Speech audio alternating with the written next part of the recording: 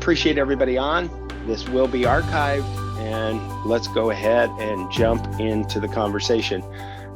My name is Reynold Gardner. I'm the content specialist for the natural resource, forestry, agriculture arena within the Department of Education. Other duties as assigned. Also want to recognize Casey Andrew, who is on the call today. She's with the Higher Education Coordinating Commission. She represents the community college side of the House as well. As we get to the backside of this, you may be asking the question, oh my goodness, Reynolds, you talked a lot about work-based learning, accountability, and data and assessment, and everything that we're kind of being evaluated on. What is it that I need to do in order for the program of study, whether I'm doing the locally developed program of study or the statewide program of study? And the answer to that is know the variables as part of what is the data and accountability and assessment pieces that your program's being evaluated upon by administrators, by the data that is being collected by the Department of Education. A simpler title for this webinar is just data. What is it that is happening? And you may very well say, well, some of those things that you talked about, I don't have control over. And we'll get to that. So a lot of this conversation today is really tailored towards the secondary side of the house. The community college side of the house, they are meeting and have had a couple of meetings already this year and have attended the OFRI as well as the ONRI Fall Conference in the engagement piece. The long-term goal, going to be synced. All the programs of study, whether you're in the statewide program of study or the locally developed program of study. And if you're like, Reynolds, I don't know what you're talking about when you say statewide versus locally. Well, the statewide program of study is the collegial engagement of all, there's about 45 programs that are currently working in this space. If you don't fit that fit and feel of the natural resource forestry programs that are working together, working with the OFRI group, working with the Oregon Natural Resource Educators Association, and doing it collegially together, that's the statewide model. And if you're like, I don't fit, then I'll say, go over there, grab your region coordinators and put all these pieces together independently versus kind of this paint by number system we have within the statewide system. Reynolds' expectations for you as you do come in, if you're a locally developed program, is a similar threshold to what's happening within the statewide space. This is the third webinar of 5 in the series. Everything revolves around the 6 elements of a program of study. And we're going to address 1, 2, 3 again today, standards and content, that alignment, articulation, visual, and then we're going to talk about work-based learning and the data pieces. And then future webinars, we're going to look at the student support services, professional development. If you remember, it all comes back to program of study, and the program of study is built upon the standards. This was sent out following the October 14th fall conference at the Hopkins Demonstration Forest. This is the crosswalk, the matrix, that was the first piece of the program of study. Today, we really don't have an artifact that you would prepare, but you'll need to be developing kind of a conceptual model of how you go about doing things. Even though you're not going to submit, you will be submitting data, but you won't be submitting work-based learning artifacts to the Department of Education. The timeline for the remainder of the webinars, we're doing accountability, data, assessment, work-based learning today. And then on May 9th, go ahead and park it on your calendar. It's going to be at 3:30 p.m. Same thing on June 6th, park it on your calendar. These are the final touches as we're closing out. The end result is you will work with your regional coordinator in that approval signature submission. What that look like is going to be dependent upon your region coordinator. I see a couple of the region coordinators on the call today, which is awesome. And you are still under their direction. yes, you're going to be submitting to rental and the Department of Education through the data portal, but here are the base thresholds. And then even as we move forward, there will be some of these artifacts that will be submitted as the data system gets built and fully developed to match what a program of study should be. Here's the link to the webinars. I'm going to share this presentation as well, and you can click right in the to where these things are located. So where it's stored is on the ODE webpage accordingly. Stacy said her region deadline's May 1. Perfect, Stacy. And we yield, that would be your region's time frame to make that happen. We're not going to speed up the statewide webinar dates. Here's where it's stored on the ODE website. This is what it looks like. Jump in, click on these links. Here's the objectives we're trying to accomplish today is we're going to review element 1 and 2. And then we're going to jump in and talk about the different data pieces of. We're going to talk about work-based learning. We're going to talk about the other data reporting. We're going to talk about how is your program being evaluated.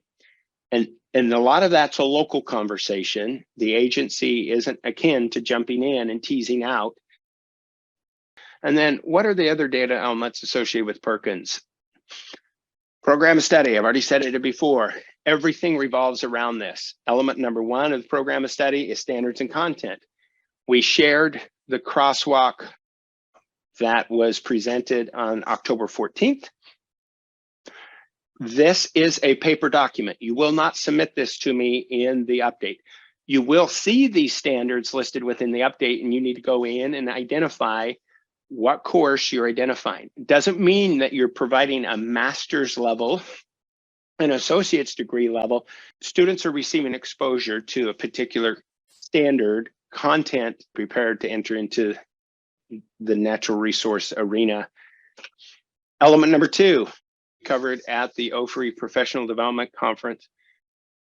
The statewide and local evidence of real partnerships, that's where you're working with your advisory committee. I'm going to talk about advisory committees today as well. There's the alignment document that shows kind of the roadmap of where you're going. Articulation isn't a hard pressed, you have to be articulated. It's a goal. It's an aspirational goal. Some of the community college partners to meet the community college expectation for awarding dual credit, it's too arduous for your particular program. You can still be aligned, but college credit isn't an obligation of. The final is that roadmap. You will not submit that roadmap, but it is something that the region coordinator would be working with, expecting to see. Eventually, it will be uploaded within the data system. Here's an example of the roadmap. ABC High School, Ronald Gardner was the editor.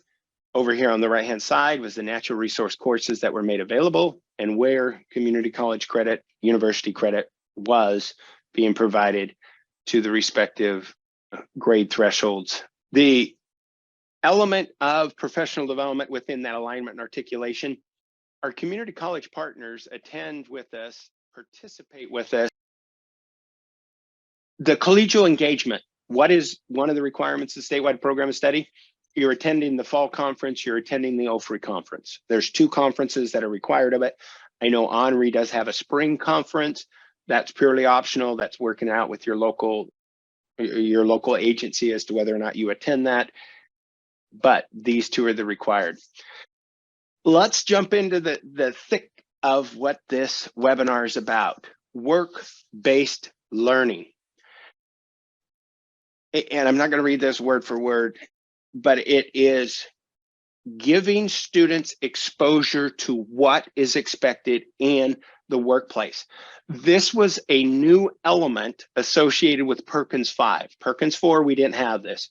Perkins 3, we had elements associated with career-connected learning, elements associated with job shadows. Job shadows were the craze in Perkins 3. Perkins 4, we moved away from it. That school to work emphasis went away. Perkins 5, it was brought back. So now it's what we're focused in on. It's giving students what that expectation is within that particular career field. I want to give you a little bit of background within that. So with Perkins 5, states had the opportunity to select one of 3 data elements associated with, or you could select all 3, what the program quality indicator was going to be for secondary programs. One option the feds gave us was level of community college credit or accelerated credit attained. The second one that was available was awarding of industry recognized credentials. And then the third piece was work-based learning. There was a series of work groups that came together within the work-based learning. Conversation revolved, and somebody spoke up in one of those meetings and said, work-based learning is the only piece that the secondary programs have control of. We don't have control over accelerated college credit because the community college can wave the magic wand and determine that you meet industry qualifications. So if a teacher is from a rural school, or a teacher is from a school that doesn't have the capacity to get that teacher the respective the college credit required in order to teach college level dual credit, the quality indicator wouldn't show up for that particular program. Additionally, industry recognized credentials, certain programs were really stifled. We are stifled with industry recognized credentials. Our industry is real skittish with external variables being placed upon to say this is what you have to do in order to enter into. Yes, there's a number of requirements by the government as to what is required to get entry into a particular career. But the other career learning areas that have extensive connections associated with labor, they do have kind of a pecking order to come in. So we were presented 3 data options. Work-based learning was selected by the program quality indicator work group as what was determined. And it was the best fit for the state of Oregon. I firmly believe that, because you, as the instructor of your program, you have ownership of this. You have the ability to work within your space. Now, each of your schools are different. So some of your schools are going about the work-based learning in a different manner. One of the driving forces, and I'm sharing this with you now, access, equity needs to be a driving force of this conversation, that you need to be having the ability for all students within your program to have work-based learning opportunities. Just don't say, oh, students, you have to go get a job, and that job is required in order to qualify for work-based learning, so I can report it internally for my Perkins threshold. So within that, here are the 4 parameters. What is work-based learning, your question is? Here are the 4. Align to your program of study curriculum instruction. Perfect. You're teaching away the different components. You're reinforcing the elements that industry is expecting within a particular standard. And this is probably the paramount element right here. Includes sustained interaction with industry, business, or community professionals. Well, what does that mean?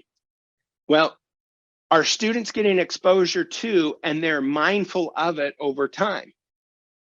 Well, I hope so. Well, how are you doing that? And that is the question I ask back to you.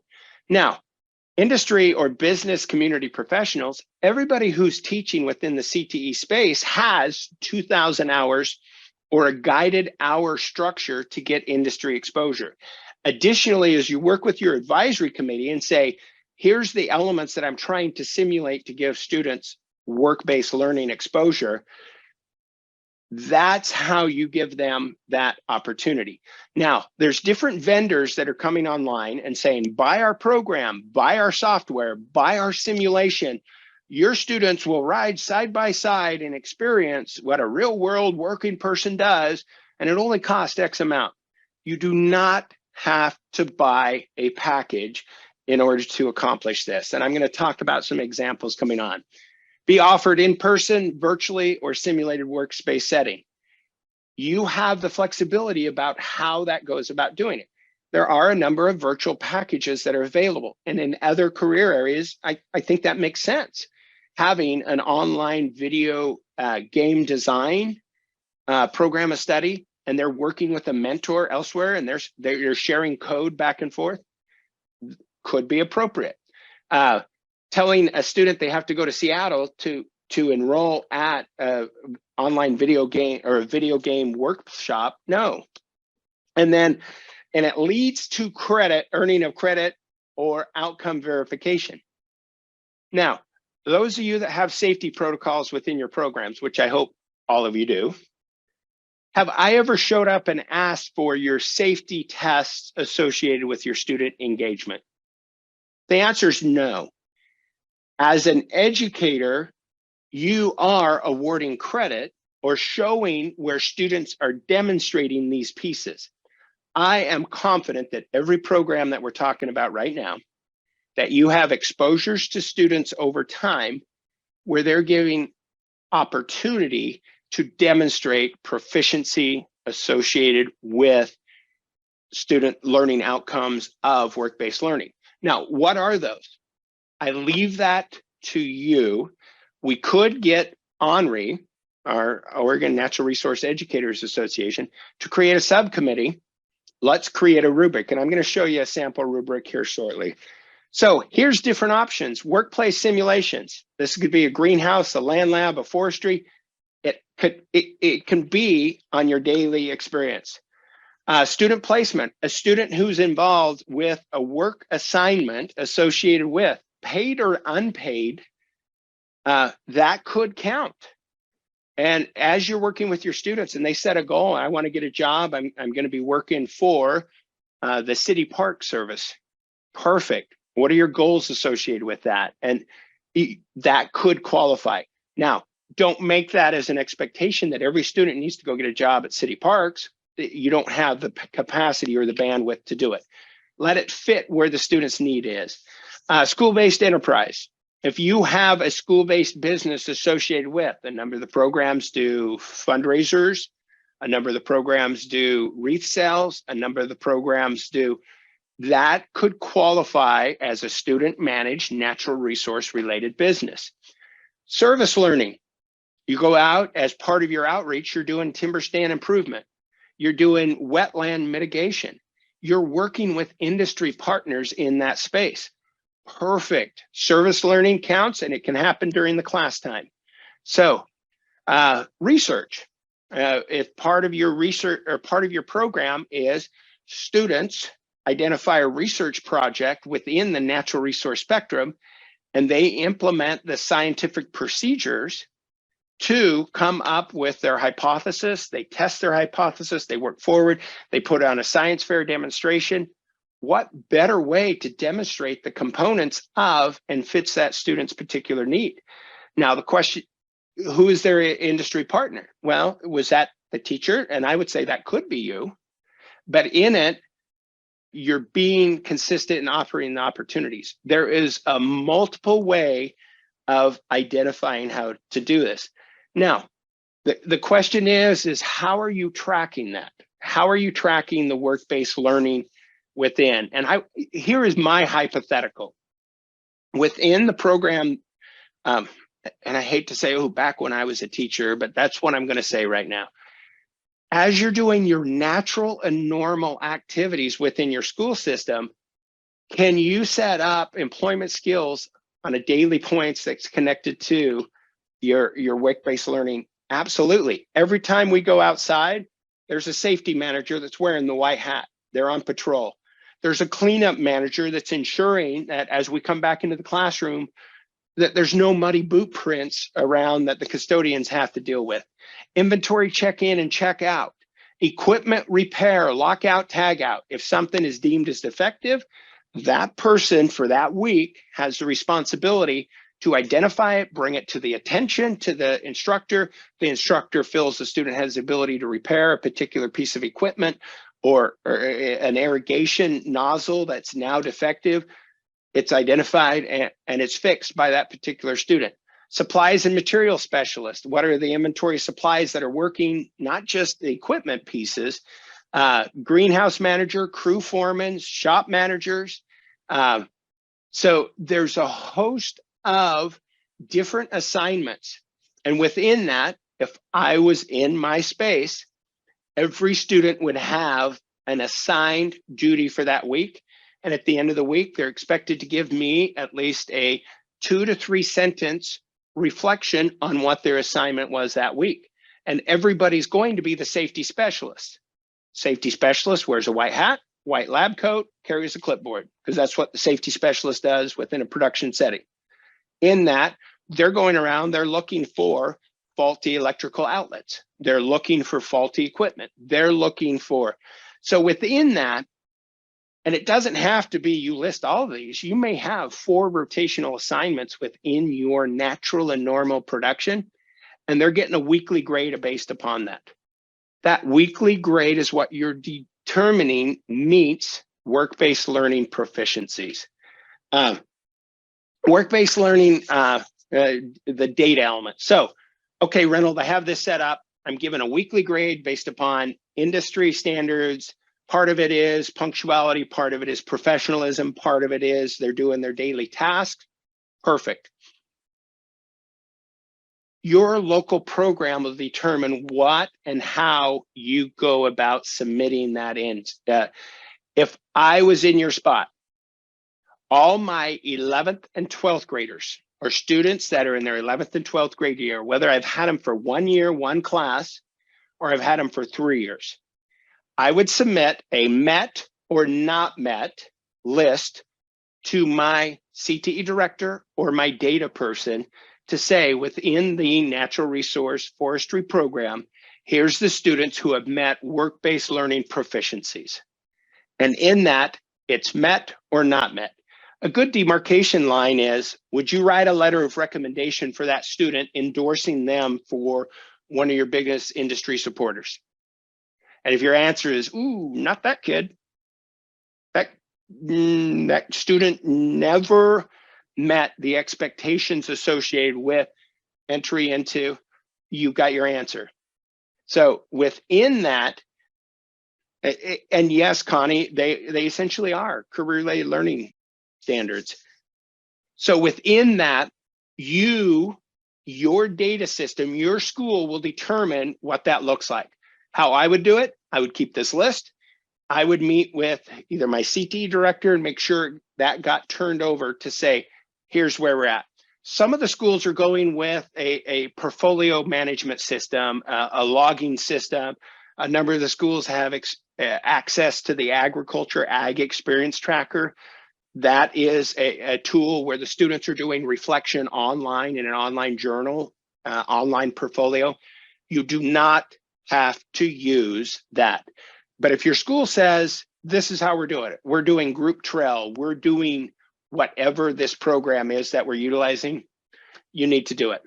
There is not an hour requirement for this. And I repeat, there is not an hour requirement. It is, did the student demonstrate work-based learning proficiencies that have them prepared for their next step? That is the threshold. Now, some of the data people are asking, did your students do 25 hours? And if your school system says our minimum is 25 hours or we're not going to count it, that is your school system's conversation. The question is, as a licensed educational professional working with your industry partners to determine what is sufficient, proficient, did the student meet that level of expectation, met or not met? And the advisory committee gives you input as to what you're doing is appropriate. What does work-based learning look like? Work-based learning looks like, don't over-institutionalize it. That is one of my fears, is that we put too many thresholds on this to where then the vendors come in and say, you got to buy our program. It's going to cost you $25 for every student. CTE courses are hands-on in nature. What is your natural and normal engagement threshold with your students? Now, you may have a class or a series of class where they're not going to get it in this class. It's a lot of rote information, a lot of raw knowledge that we're not out doing, and that's totally fine. But over the span of your course, where do the students get that opportunity and exposure to demonstrate work-based learning? This is where we can create a template.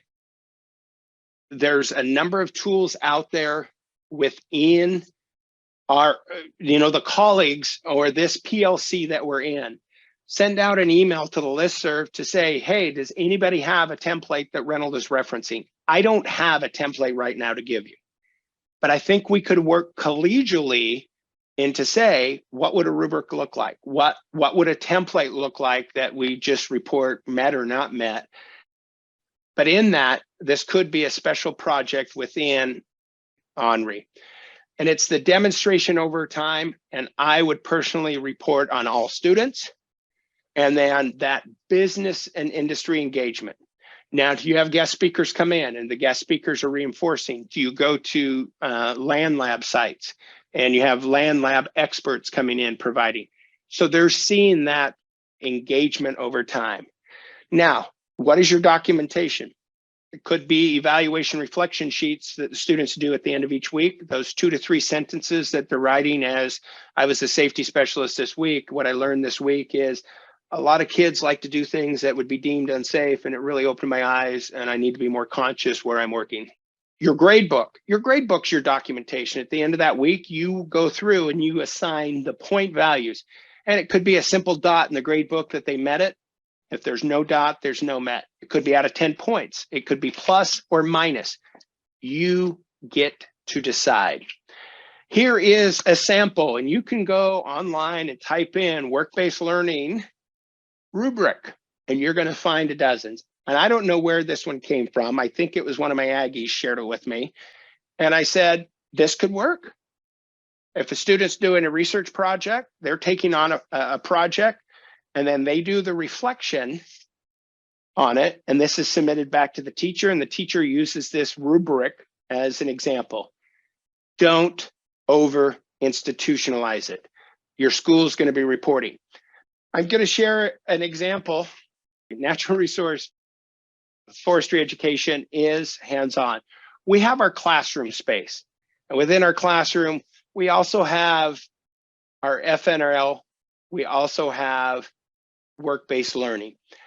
As you start to intersect these pieces together, you get into this little sweet spot. And of those of you that are familiar with Ag Ed, I do apologize. This source is back 100 years ago when agriculture education and Future Farmers of America was developed. This was the model that was put forward.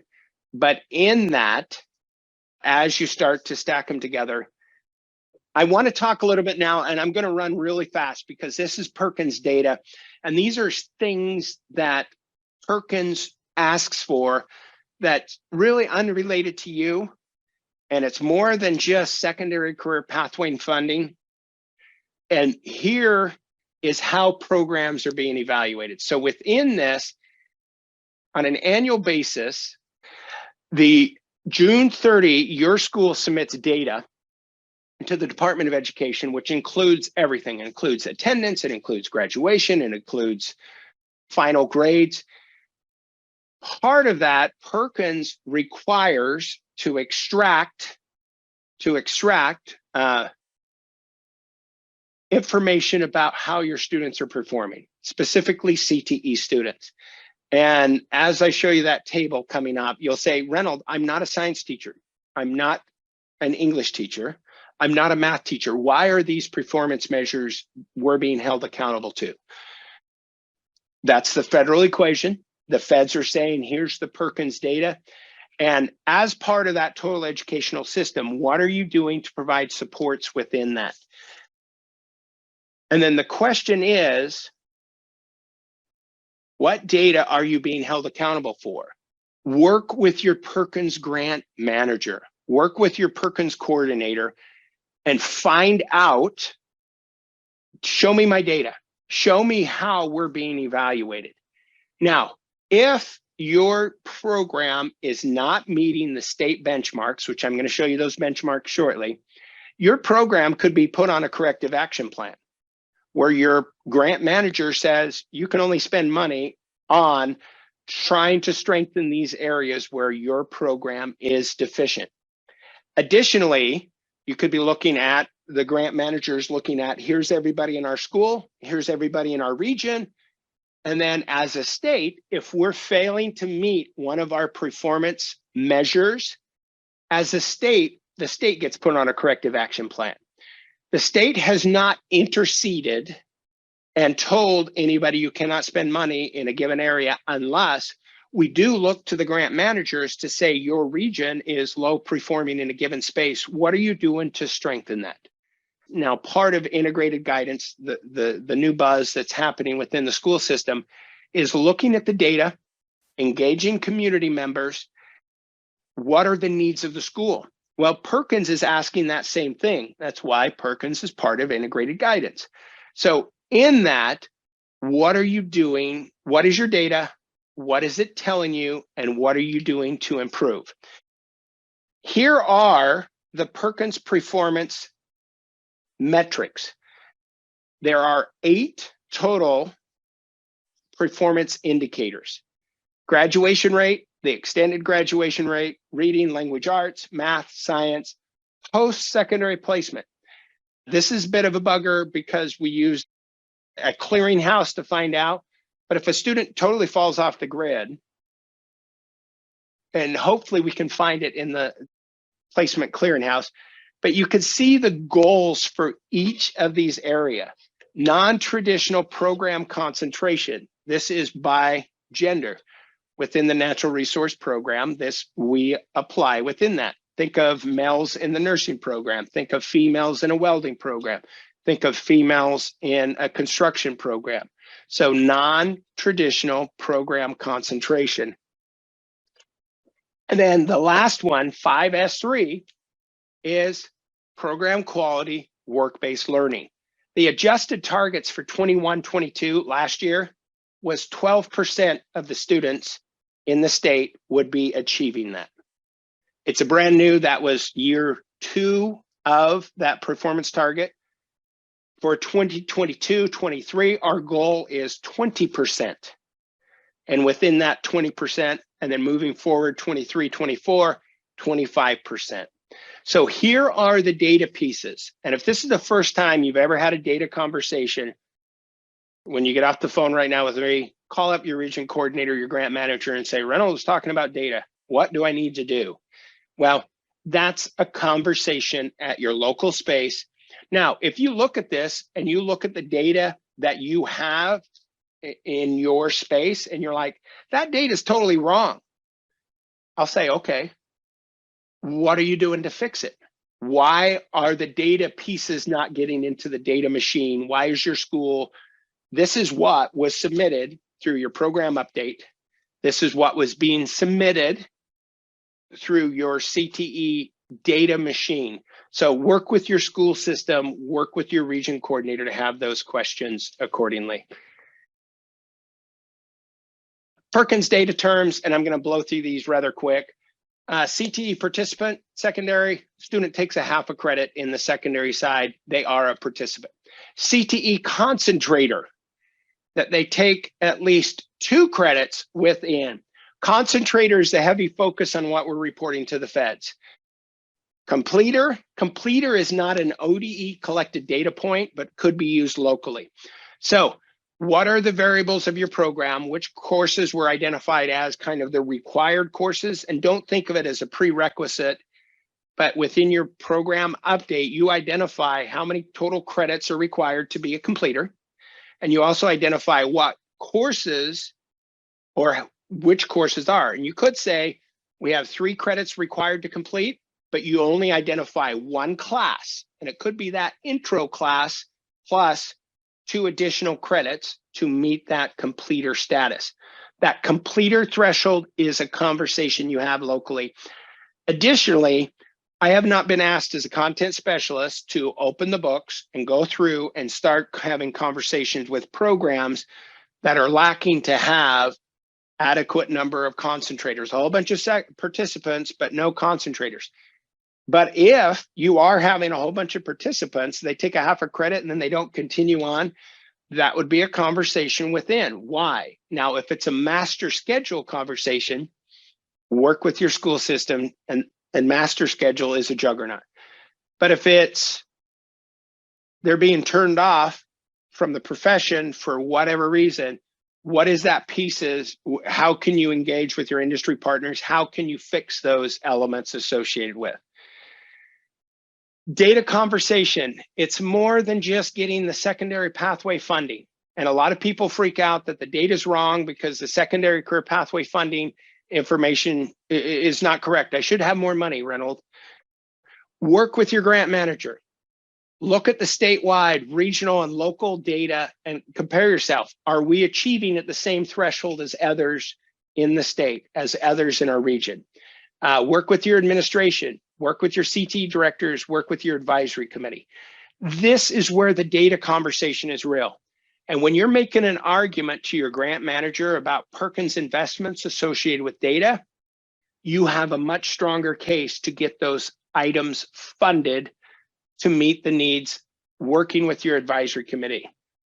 And then additionally, how is your data trending? If you're still hitting all the performance measures, but you're on a 3-year decline in a given area, and if you continue that decline, you're going to be outside of the data thresholds and that previous data chart I shared. Have that conversation. Why is our data trending in that inverse order? And that conversation at your school. And if you're like, okay, COVID, people refuse to take the test, that makes sense for that 1-year anomaly. Beyond that, oh, there was some and whatever that is. So work that out locally. What needs to be done? And this is where the juggernaut with integrated guidance is coming about. What is your data telling you? And what is the priority for investments? And if you can show that your students are graduating at a higher threshold than the rest, which CTE students do, and you bring that to the attention of, then the school system says, how can we get more students into your program? And your response is, how can we get another teacher into the program because I'm already at capacity? And then the school says that makes sense because you're graduating your students. Your students are performing at performance thresholds. I've given you a crash course on data. I talked about work-based learning. I've talked about the other data variables that are coming into play. This is element number 3 of Perkins. The quality indicator is determined by work-based learning. How are your students performing? So within that, work with your region coordinator. Now, in all the publication up to this point, I keep saying signatures, signatures, signatures. The colleges are going to physically sign a paper because I'm going to have them all in one space, all 6 of them. We're going to meet down at Coos Bay at Southwestern Oregon Community College, and they are going to sign. Your region coordinator you will work with in the final submission, the signature date of that. Seems like May is going to happen for the Lane County region. And then in that sign-off process, your local instructors, the advisory committee, the administration, the region coordinators are. This is the expectation. Your region coordinator is probably going to ask you, what are you doing in your work-based learning space, and how are you reporting that within your school system? And if this is the first time you've heard about work-based learning, I've talked about it before. Your region coordinators probably talked about it before, but it's even more paramount at this point. And then the community college signing is happening on May 25th. And then I basically stack these things together like Legos. When they come in, you submit your stuff, the colleges have already done theirs, and then we meet at the professional development convenings that are happening. Reminder of the timeline, stack these 2 dates, May 9th on your calendar, June 6th on your calendar, 3:30 p.m. And I will be giving a similar conversation, student support services. That presentation is going to be shorter than this one. There's going to be a heavy emphasis on how are you getting them all aspects of the industry. Connecting FNRL is a big part of that. Future professional development. As we continue to improve, as we're working with ONRI, as we're working with OFRI, to improve and enhance our professional development opportunities. We're also looking, who are the other programs that need to be involved? We've got 3 or 4 new high school programs that are emerging this year, as well as there's some other community colleges that are looking about coming on board. Whether or not they jump on this train that's already running, it's up to them. My question to you, who are the other schools out there that have an earth science, a natural resource program? Let's get them involved. Let's get them connected with OFRI. Let's get them connected with ONREP. Let's get them connected with, there's a tremendous push right now from industry to be mindful about intentionality in preparing students for the workforce for natural resource, forestry, environmental services. We need it. The planet needs it. In it, there are high earning jobs today in these fields, and the industry is screaming for qualified individuals. I'm going to jump over and look at the questions now because I've been so busy yakking. I haven't. Here's where the archived content is. And then I thank you for your leadership. If you have questions, reach out to me. Don't let them simmer because I can respond to the question. You're like, oh, I was worrying about this. And Reynolds, you're saying it's not a really big deal. The other programs are all freaking out about this. And I'll say, yes, we're part of the statewide program. We're in the space. Your region coordinators should be on board with this. And then if not, if we have to circle back. What is the minimum requirement on time for students to accrue work-based learning? Justin, there is no time threshold. There's not. Your district may set one up to say, hey, it's got to be 25 hours. There is not a requirement. It's met or not met. And that met, I would be working with the industry group and I would say, here's my lab assignment sheet when we're out in the greenhouse. Here's my lab assignment sheet when we're in the shop. Here's my lab assignment sheet when we're out in the field doing estuary work, timber stand improvement. And what are the skills that a safety specialist would need to have? And I would let the industry players say, well, they need to look at this and they need to talk about this and they need to be exposure. Within that given semester, everybody's going to have that weekly rotation, probably 2-3 times. So they're going to see it. And you have 2 white hats walking around being the safety specialist, and then they collaborate with one another. Makes sense. That's then going off of that, you know how you're saying report the students met, not met every year or whatever. Can there be students like they didn't meet this year, they didn't meet this year, but this year they did meet, and that's fine. Like you can report the same students more than once, kind of a deal? I would, and I particularly myself, I would communicate with my district data people that I'm going to report on all juniors and seniors, regardless if I've had them for 3 years or 1 year, and I'm going to announce met or not met. And then based upon it, I have a rubric, I have the reflection journals, I have a track record. Now, Connie, have I ever asked you for your safety exams? I envision you're doing safety exams before you give students power tools. So in that, it's a similar threshold. And this is where I keep saying, let's not over-institutionalize this, folks. The 4 elements that were listed on that page, tied to curriculum, sustained interaction, availability of credit, and there's a variety of ways it could be done. And you say, natural and normal, I do that. And I'll say, yes, you do. Justin, you're a qualified professional. Work with your program, work with your school to do it. Laura, you said, what is the threshold for number of students experiencing work-based learning 30%? I shared that graphic and it's literally 25% moving forward. So it is low. If your school system has a higher goal than that, work with your school system according. I'm sorry, is that over the course of a program or within one year or one class? It's essentially for those that are exiting your program. If that makes sense, meaning they're graduating, moving on, those graduate. those that were concentrators within your program, how many of those had work-based learning exposure? Awesome. So if I have a freshman who did work-based learning in a certain year, that should be reported as well because it's tracked over time. I am not the data specialist on this.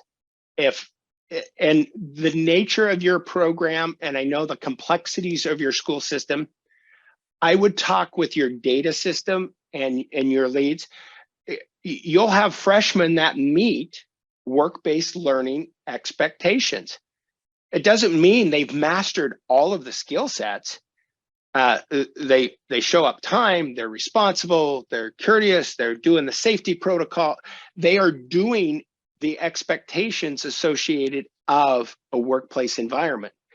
And if a student does that, then back to your threshold and then be consistent within that. And then sustained interaction with industry over time, does it have to be the same partner? No. I would envision there'd be multiple contact points over time, and that would even strengthen as to who or what that is. If you're one of those pieces, and let's say you're participating in and you use FNRL as some of your work-based learning validation points, that they go and do a problem solving presentation, a written expression they are doing the different skills events of FNRL. And who is evaluating those events? Industry people. So if that is part of your portfolio that you're moving forward, I would be cautious not to say that's the only way we do our work-based learning, because do you have 100% participation within the FNRL? And if your program focuses in on the Envirothon, do you have 100% participation of, and then you're like, oh, not really. Well, how is that equitable to all students? And that's where I would make this classroom centric.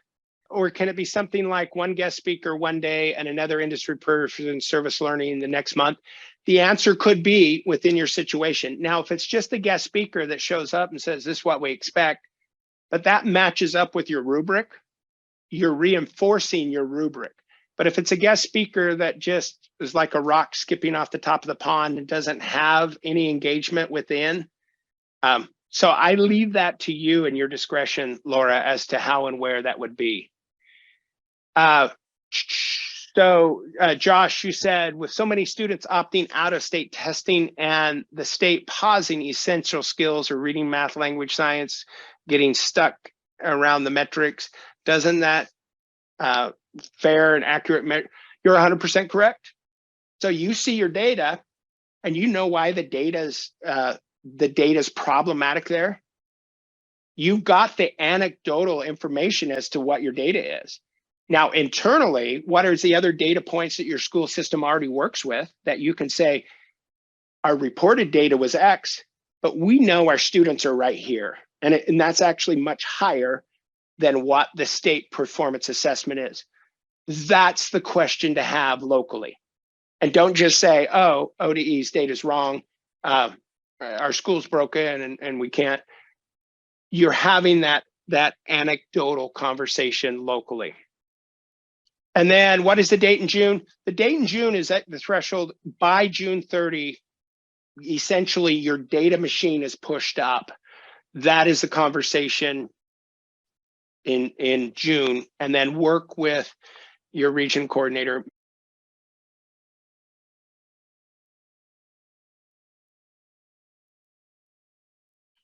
Do SAE type activities qualify? Absolutely. It's that student. And Connie just identified supervised agriculture experience, or if you have ag experience tracker, those elements cross over. And we do have agriculture and natural resource programs that are kind of in a shared space. What is the student's goal? What is the student's career path? What is the student going to do as they're moving forward? And then you customize the plan to fit their need. A research, work-based learning exposure. What are you interested in? I'm interested in turf grass management. I think I want to work at a golf course, or I want to mow lawns. Perfect. They jump in, they find a mentor, And it could be working with the grounds manager at the school. And the student sets up a plot and does some reseeding and fertilizer application rates, germination rate, all of that, work-based learning exposures. No other questions? Go spend some time with your family. Goodbye, everyone.